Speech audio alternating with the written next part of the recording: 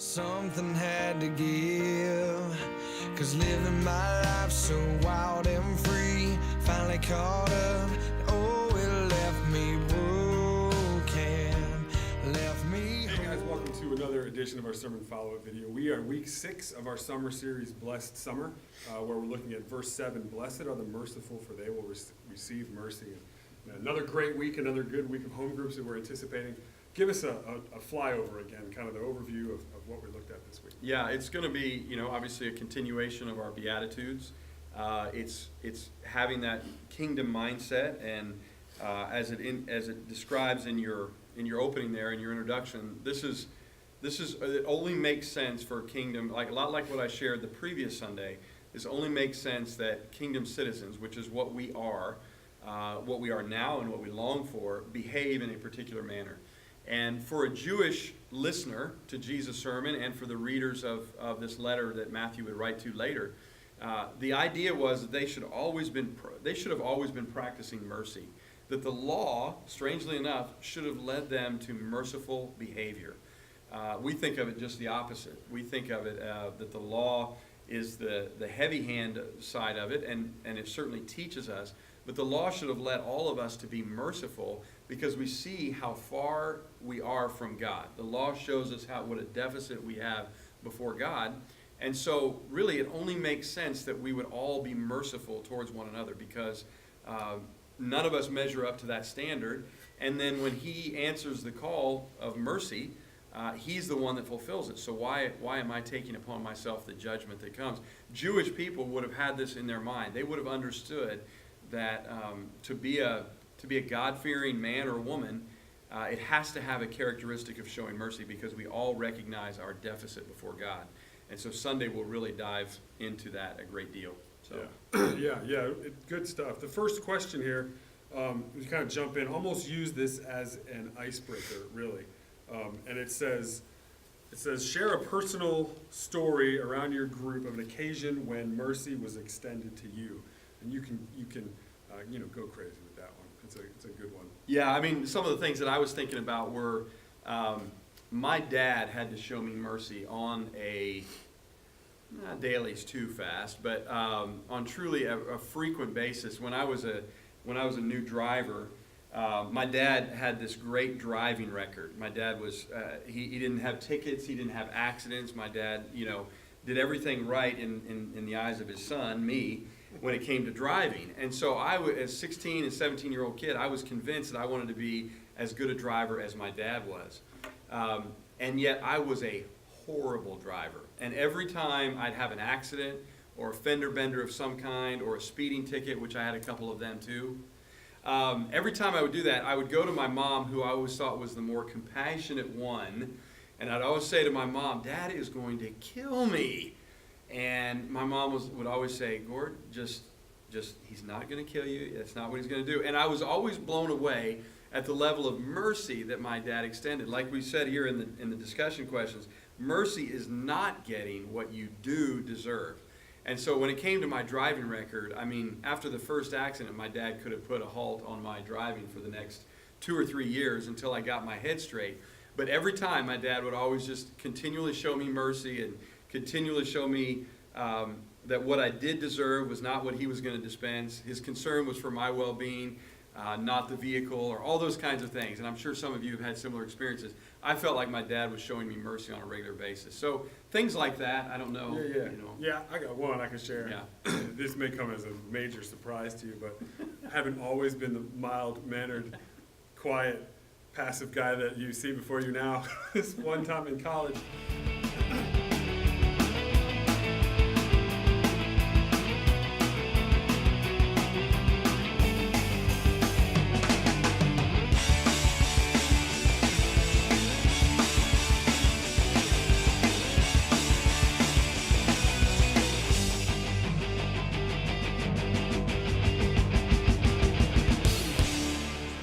crazy mercy. Whether you have blood in your story or not. Better if it does. Yeah, it kind of is. It's much better. But the idea is just obviously we've all had moments where we've been shown mercy by someone. And so just to kind of allow those Yeah, it's good to share that. Right. Kind of go around. So the second question, The second one is good to go along with. It says, what are the factors that cause us to demand someone gets what he or she deserves? So really what we're talking about here kind of is what is it that prevents us, right, from giving mercy in whatever given situation that holds Right. us back, right? Yeah, that question might have been just a little bit confusing, and Kyle helped to kind of square that away.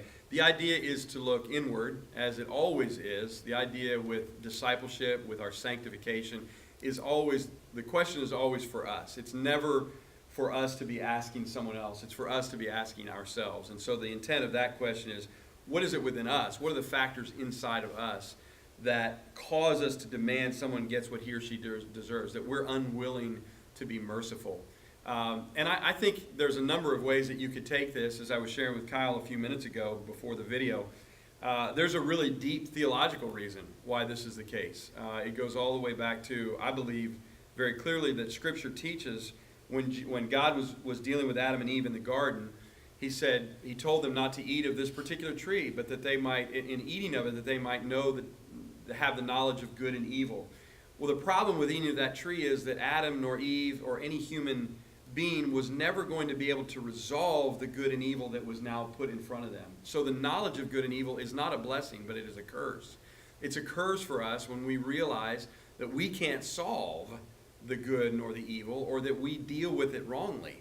And that's the problem with knowing it, because we don't know how to deal with it. And so that's one explanation. I mean, it goes all the way back to the very beginning, that Adam and Eve ate from that knowledge of good and evil. The problem is that they didn't know how to deal with it. They didn't have the capacity to deal with it. And so we are shackled with that even thousands of years later after Adam and Eve. It's just a reality of our experience. It's part of our sin. I mean, I think that, there are also the very practical things that we fear, that we're people of instant solution. These things have to be solved in real time. And if God chooses to take time to resolve the wrongs, then that's not good for us. We don't feel like he either ever will, or that he'll do it to our satisfaction. And so we step in, and we feel like we're doing what needed to be done all along. And I also think this is sort of a corollary to it. I also think there's a real, it's a dangerous thing within us, this balance of holding someone accountable for their good, which as a parent, we know that reality. Okay, our children have to know a little bit of the consequences.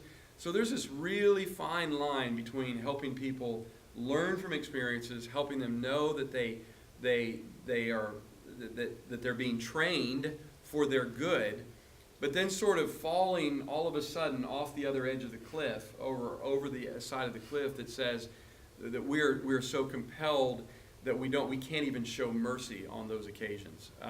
So I think there's a mix of those things that come into play. That's a great point. I'm glad you brought that up. I was going to say something about that, Right. because as a parent, you're like, well, I want to show mercy all the time, but I also don't want to enable or teach them incorrect. That's right. It is a difficult balance. A lot of times with showing mercy to, within our relationships, say, wherever it would be, and someone wrongs you, we often struggle to show mercy because we're looking at it through our eyes and through only the lens of ourself, and we allow that battle between the spirit and the flesh to be a short battle, and the flesh wins out. And it's, they owe me, they owe this to me, how dare they do this, and we measure ourselves against that and say, well, I deserve mercy because I know what I was thinking, but they don't because of what they did, and That's right. we just hold it to the wrong standard. And anytime that we are trying, that it's difficult for us to extend mercy or grace for that matter, the chances are very high that we are looking at it from our angle, and we're not trying to put ourselves behind the lens God looks through, and letting the Spirit lead us in that. Yeah, that's absolutely It's right. a hard thing to do. Yeah, we want to teach, we want to learn from these issues, but Hebrews tells us that it's the Lord who disciplines those whom He loves. He disciplines. So He is doing a work. Ours is, we really have the challenge of finding that balance between helping each other learn from these experiences, helping each other learn, but to be very, very ready to bring mercy into this experience. Yeah, So absolutely. The third question really leans right into that. It goes right into it, and that question is, what are the costs of mercy? what are the costs of mercy? And a lot of times we look at that from the wrong angle too, and we start putting things in this list of what it's going to cost me, and it's all wrong. It's all fluff. Yeah, that's exactly right. So you start with this. What is the cost of mercy? Well, the cost of mercy is the cross, right? That's where you start. That's the cosmic answer to this question. It's an important cosmic answer. It's the answer to the question of mercy. What does it cost? It costs the life and the shed blood of Jesus Christ, the Son of God, our Savior. That's the ultimate cost. And to get our minds around that, the truth is that the more we get our minds around that, really it answers all other questions that follow after it. Because when we realize that it's His work that has opened the treasure box of mercy, when it's His work that has done that, and when we are interacting with each other and we are extending mercy, we are just really tapping into His treasure box of mercy, and we are dispensing it to another person. And Kyle's sin, if it's between me and Kyle's wrongdoing is as paid for by the cross as those of my wrongdoing that He has paid for. And I'm really quick to apply that mercy to myself. I'm really just doing the same thing for Kyle, if that's the case. So that's the cosmic answer, and the more that we come to terms with that, obviously all other answers will be cared for under that. But there's also the invitation in this question is really to then examine once again ourselves. What does it cost us? What does it cost us when we extend mercy? If I've been wronged by a brother or sister, what is the cost to me? And really, as Kyle and I were talking about it, it's a perceived cost. It doesn't cost me anything. But the perception of it is that, again, it goes right back to the previous questions, that somehow injustice is going to reign here. That if I don't enter into this, I don't know, can I trust that God is going to resolve this the best possible way, that it's really going to be cared for the way I think it should be cared for. And it goes all the way back to the garden. Do I believe that in my knowledge of good and evil, that I really have the capacity to right this wrong or to make this just? And the truth is I don't have that within myself. So I'm digging back down into the treasure of God's own mercy through His Son. So I think you guys will have a pretty good, easy time with what are those costs of mercy on a personal level. You can go. This is the heavy hitter question of the week, one that we really want to make sure you get to, and you can spend as much time on it as you need, and you can go pretty deep with it. And just to kind of reiterate what Gordon said there at the beginning, when someone wrongs us, we start to go through in our mind, well, they owe me. Who's going to make this right? Who's going to pay for this wrong? Who's going to fix this? And the answer is, it's been paid for. Jesus has already taken care of that.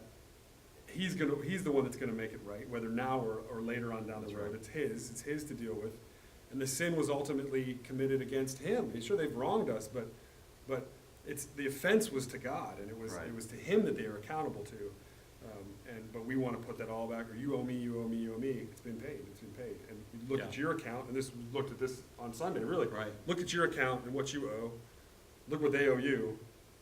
And what I owe God is significantly more than what they owe me, and that's been covered. Yeah. So what am I doing over here worried about that? That's right. And on Sunday you'll also hear that wrongs is not the only way in which mercy is shown. For a Jewish person, which would have been the original audience of this, like we've said many times, for them it was, there was a sense of the oppressed. And so mercy is not just for wrongs, although that is clearly a context that we can apply it. It's also for just the disparity that we see around us. And so the question is, again, it sort of goes back to what got somebody in this situation. How important is it for me to resolve what got them in this situation?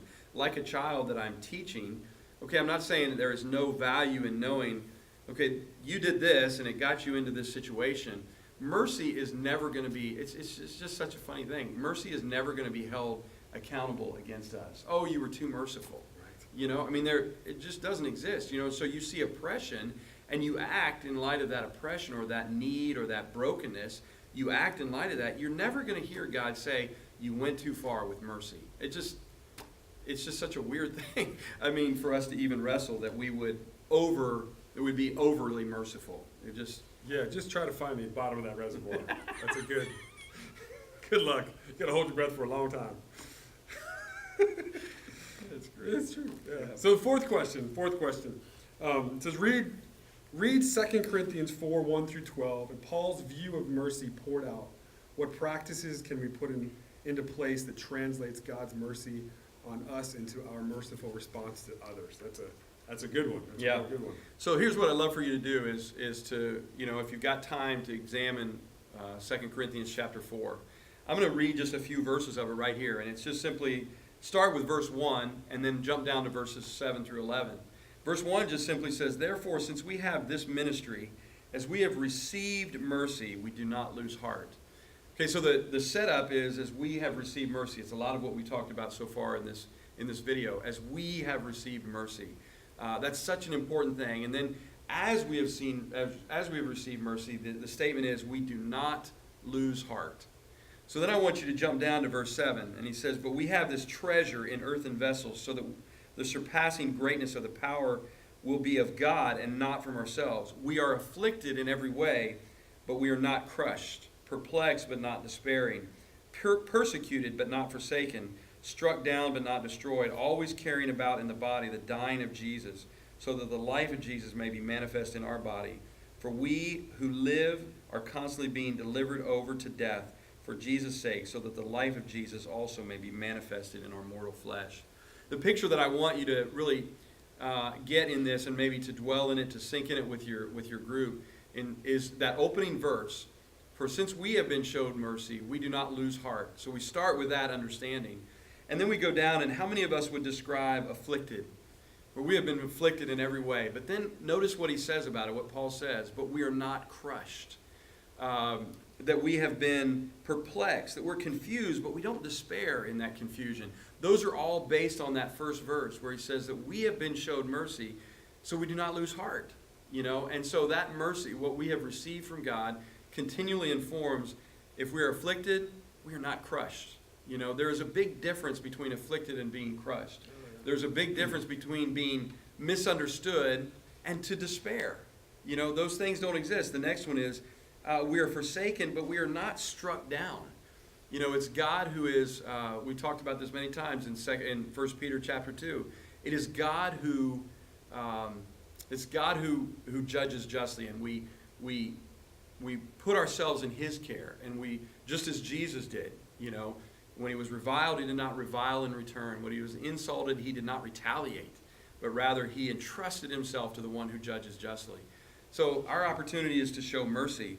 And these descriptors in 7 through 11 is really what I want you to think about. People can really get a feel for what it looks like or feels like to be afflicted, but I'm not crushed. And so that mercy doesn't have to be a deal breaker for me. I know that that's being handled, that's being dealt with by God himself. Yeah, absolutely. We're going to have to, if we can't receive that mercy, right, from God, we can't kind of start to wrap our heads around it. Of course, we're all like, oh yes, give me mercy, but if we don't understand the depth of the need for that mercy, right, we don't see ourselves as hopeless as we would be without Christ. It doesn't sink in, it doesn't shape us, it doesn't change us, and if we're able to do that, then and we recognize realistically from what point we are at to show mercy, it becomes easier because we realize that, man, I'm in the same boat. Yeah. And we're so quick to put ourselves above where we should be and to look down on those who are in the exact same spot that we're in. Yeah. It's just easy to do that. And I think in the introduction, hopefully it would help you in the introduction of your study questions. I just put in there, when Jesus says, "Blessed are the merciful, for they shall receive mercy," he's asking the question, do you understand what your life really deserved? Do you understand that? A characteristic of a citizen of my kingdom is one who understands that his life earned him shackles and a garbage heap begging for food. That's what our life earned us. It's kind of silly to know that that's what our life earned us, and yet we have been given a banquet. And we sit in judgment of the other people at the banquet. Like, how'd you get here? Oh my God. That's what we do. That's exactly right.